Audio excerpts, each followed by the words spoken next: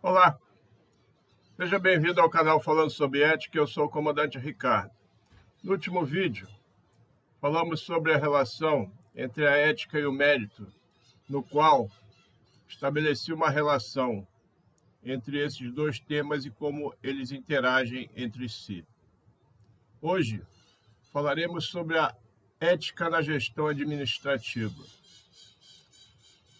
Nesse último vídeo, tratamos da eficiência e do mérito, e sua ligação com a ética, porque esses temas serão a base para o entendimento do que é a boa gestão, ou seja, uma gestão eficiente. Então vamos lá. Sabemos que o povo brasileiro é majoritariamente conservador. Verifica-se isso por meio dos valores e princípios que a sociedade brasileira cultiva e pratica em todo o país, principalmente no interior, como a valorização da família, do caráter, do bom senso, da confiança na pessoa, na valorização do mérito, na importância do estudo para construir o mérito, etc. Isso nada mais é que o pensamento conservador. Com relação aos princípios, temos a boa-fé, a verdade como regra, e a ética, entre outros. Também verificamos que no setor produtivo desse país impera o pensamento conservador, porque ele é e se identifica com o desenvolvimento e com o progresso. Nosso objetivo principal nessa nova fase de nossos vídeos é mostrar como o comportamento ético tido como hábito de vida torna a gestão mais eficiente, tanto a gestão privada quanto a gestão pública. A eficiência representa a produtividade, e a produtividade representa o crescimento da economia e, consequentemente, o desenvolvimento do país. Para a iniciativa privada, a produtividade representa lucros. E para a gestão pública, a produtividade representa um atendimento melhor à população, porque aos pagadores de tributos devem ter o retorno do que é pago em termos de serviço, segurança, saúde, educação, etc.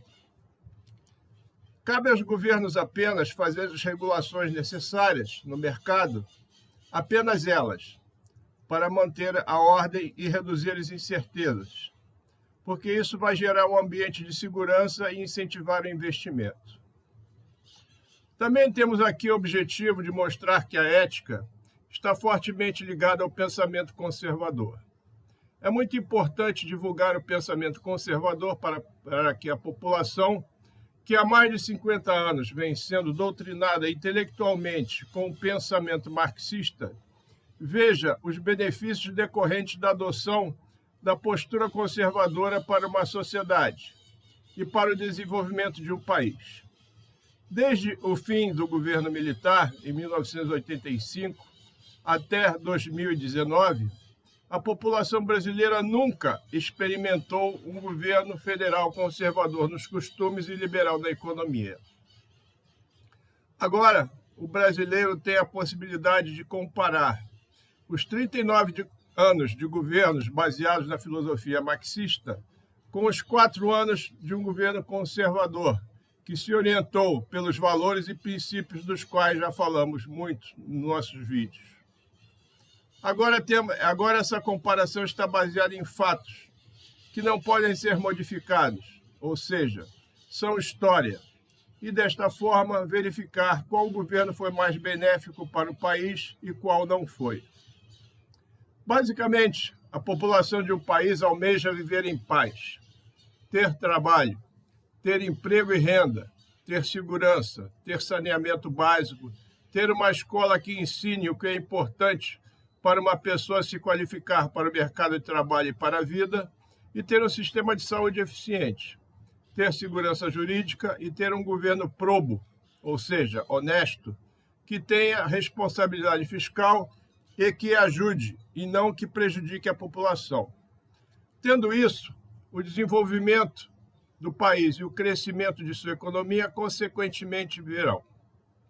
E todas as potencialidades desse país gerarão resultados. Voltando à comparação de governos, podemos notar que em 4 anos de um governo conservador fez-se muito. Agora, novamente, com um governo marxista, faz-se muitos discursos, manipula-se os fatos por meio de narrativas numa imprensa que se vendeu, promete-se muito, gasta-se muito e o resultado positivo para a população é zero. A única coisa que se viu evoluir atualmente foi a arrecadação por conta do aumento de tributos e também o aumento da corrupção desenfreada. Agora sabemos que os fatos ocorridos em cada governo para ter um parâmetro de comparação. E contra fatos não há argumentos, porque os fatos não mentem e não podem ser apagados ou modificados, porque já se transformaram em história, ou seja, são imutáveis. O que se tenta produzir é narrativas para iludir a população e desviar sua atenção da realidade, e fundamentalmente estabelecer a censura para impedir que a população conheça a verdade, porque o que é gravado na internet permanece lá. O que se busca atualmente é impedir que o cidadão tenha conhecimento ou consiga obter a informação que foi gravada e está lá à disposição para qualquer um ter acesso. Nessa nova série de vídeos, vamos conversar sobre governança, sobre gestão, sobre eficiência do setor público, que foi objeto da minha última pós-graduação. Os vídeos serão compostos por vários assuntos, como governança propriamente dita, o planejamento de políticas públicas, o orçamento e finanças públicas, a auditoria do setor público, a gestão de políticas públicas e a controladoria pública. Sempre relacionando esses assuntos com a ética e apresentando os benefícios para o país que essa relação traz. A maior parte do que foi abordado em nossos vídeos também se aplica ao setor privado, porque representará aumento de produtividade. Mas, voltando ao tema principal deste canal, eu pergunto: qual a contribuição da ética para a gestão? A ética traz eficiência à gestão? Por que isso ocorre? Voltemos aos 5 fatores que relacionei à ética científica, escolhidos como princípios balizadores da ética neste canal, e tirar conclusões tendo por base a Constituição Federal em vigor. Antes, porém, vamos abrir um parêntese aqui para lembrar que em nosso ordenamento jurídico já temos leis suficientes para regular a vida da população brasileira. Basta cumpri-las. Infelizmente, neste país, criou-se o hábito de não cumprir grande parte das leis, inclusive no poder que tem a obrigação de fiscalizar o cumprimento delas. Não custa repetir o que eu afirmei em outro vídeo, porque isso é muito importante. Paulo Bonavides, que é o autor de Ciência Política, ele afirmou que quanto menos desenvolvida é uma sociedade de um país, quanto mais grave for o seu atraso econômico, mais instáveis e oscilantes serão as suas instituições políticas. E, se o país for subdesenvolvido, haverá a quanto mais violação do direito constitucional. Isso, para nós, é uma realidade. No Brasil, temos uma Constituição extremamente prolixa, ou seja, há muita coisa nela que não precisava estar lá. São assuntos que poderiam tranquilamente ser objeto de leis complementares e ordinárias. Ocorre que o brasileiro se acostumou a não cumprir leis. Assim, criou-se o hábito de ir colocando quase tudo na Constituição, achando-se que, fazendo isso, significaria que o que está lá seria cumprido. Só que nem isso acontece atualmente. Mas o hábito não se perdeu, continua se colocando coisas na Constituição. Uma Constituição precisa ter princípios que regem a sociedade de um país e nada mais. Ela deve ser sintética. Agora, após esse longo parênteses, voltemos ao tema de hoje com os nossos 5 princípios, começando com os deveres. Deveres é o primeiro mandamento de uma pessoa ética. Se vivemos num país que, em tese, é uma república democrática de direito, deve-se considerar a Constituição como um dogma. E os deveres básicos estão lá, complementados por leis, decretos, etc. Direitos. Na minha opinião, uma pessoa, antes de reclamar seus direitos, deve primeiro cumprir seus deveres, porque só assim será assistida pela razão. Princípios. Estes são as bases de tudo, são imutáveis, ou seja, deve ser a espinha dorsal de um país sério. Devem ser respeitados como um dogma. Valores. São as qualidades individuais que movem uma pessoa a respeitar os princípios, a cumprir os seus deveres e a gozar de seus direitos. Responsabilidades. Considero este fator muito importante para o comportamento ético neste século. Toda pessoa, antes de praticar qualquer ato, deve pensar nas consequências para as outras pessoas e para o meio ambiente ou para a sua empresa, etc. No último vídeo, adicionei o mérito em nossos princípios do canal, porque considero que ele é um fator essencial para qualquer cargo ou função. José Matias Pereira, em seu livro Gestão Pública Contemporânea, afirma que, com a globalização, que interligou mercados no mundo, existe uma tendência de que os problemas de muitos países são problemas comuns aos demais, para os quais poderão encontrar soluções semelhantes. Ele cita, como exemplo, a despesa pública elevada, o baixo nível de eficiência e eficácia na administração pública e o crescimento do nível de insatisfação dos cidadãos com a qualidade dos serviços públicos prestados por governos.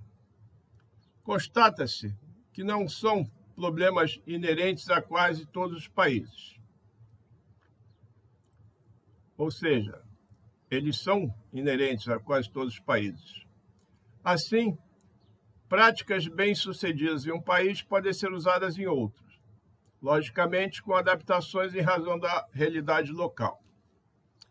David Osborne, em seu livro Reinventando o Governo, como um espírito empreendedor está transformando o setor público, afirma: precisamos de um governo forte, mas enfrentamos a escolha entre um governo grande e impotente e um governo pequeno e forte que se limita a dirigir, deixando o fazer para a iniciativa privada. Precisamos de um governo capaz de governar e não de um governo que faz.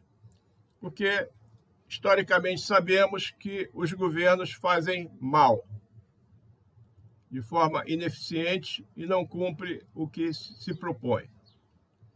Baseado nessas palavras, acrescentamos que os governos, em geral, fazem mal o que decidem realizar. O setor privado é muito mais eficiente que os governos. Assim, o correto seria elaborar políticas públicas e deixar a iniciativa privada executá-las.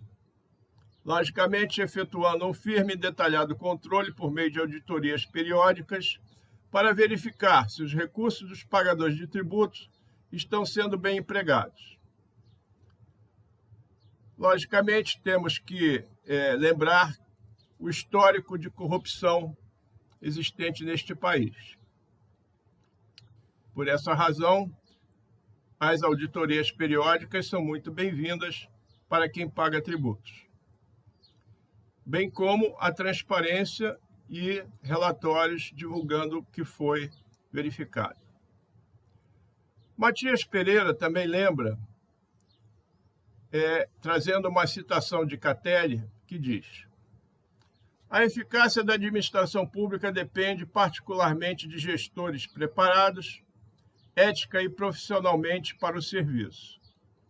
Isso significa que muitas vezes o gestor privado não está totalmente preparado para ser um gestor público. Serão a ética e o mérito os responsáveis por proporcionar essa adaptação. E Castelli continua afirmando que a gestão pública precisa de um modelo de gestão capaz de aproveitar ao máximo as capacidades de seus gestores, bem como de um sistema de gestão que canalize eficientemente todos os esforços e recursos do governo em benefício da sociedade organizada. Também a gestão pública precisa de um sistema de informações e de dados que facilite o acesso da população como está sendo gasto e o que está sendo gasto pelo governo, com base no princípio da transparência, e de um sistema de controle interno que garanta a legalidade e a legitimidade de todas as decisões dos gestores públicos, sem afetar a eficiência e a eficácia da administração. O grande entrave que opera contra a eficiência no setor público, ou setor estatal, digamos assim, é a burocracia. Sabemos que esse setor é regido pelo princípio da legalidade, e a burocracia nada mais é que a exacerbação dos controles e regras e a falta de um bom senso. O burocrata se preocupa com o processo e não com o resultado, ao passo que no setor privado, o resultado é o principal objetivo. Além disso, se o burocrata for corrupto, ele se utilizará das normas para dificultar ao máximo a vida do cidadão, para receber algo em troca, para fazer aquilo que é sua obrigação. É o velho ditado: cria-se dificuldades para vender facilidades. A administração pública tem que mudar o paradigma e considerar o cidadão como cliente e passar a considerá-lo como consumidor. Aliás, o clientelismo é um método marxista ultrapassado de manutenção do predomínio da classe que está no poder sobre o resto da população. Trata-se de uma prática de distribuir empregos, favores e outros benefícios aos seguidores em troca de apoio político. O grande exemplo disso no Brasil é o programa Bolsa Família, que, infelizmente, atualmente, conta com aproximadamente 40 milhões de clientes dependentes do governo federal para que sejam cobrados, na época das eleições, o retorno desse benefício, visando a manutenção da atual classe no poder.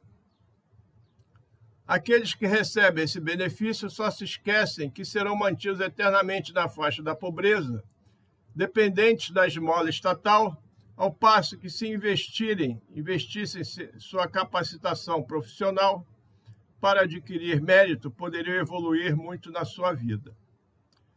Finalizando, podemos concluir que a adoção da ética aplicada como hábito vai depurar a administração pública, tornando-a mais eficaz e eficiente, e será a população brasileira a maior beneficiária. Bem, por hora era isso que eu queria transmitir para você, que me prestigia com a sua atenção nesta manhã de domingo. Deixo aqui meu muito obrigado e, se gostou do conteúdo, deixe o seu gostei e, se desejar, compartilhe esse vídeo e inscreva-se nesse canal. Até o próximo domingo, no qual trataremos sobre a ética na governança administrativa, começando essa nova fase dos nossos vídeos. Este é o canal falando sobre ética e eu sou o comandante Ricardo. Aguardo você. Até lá.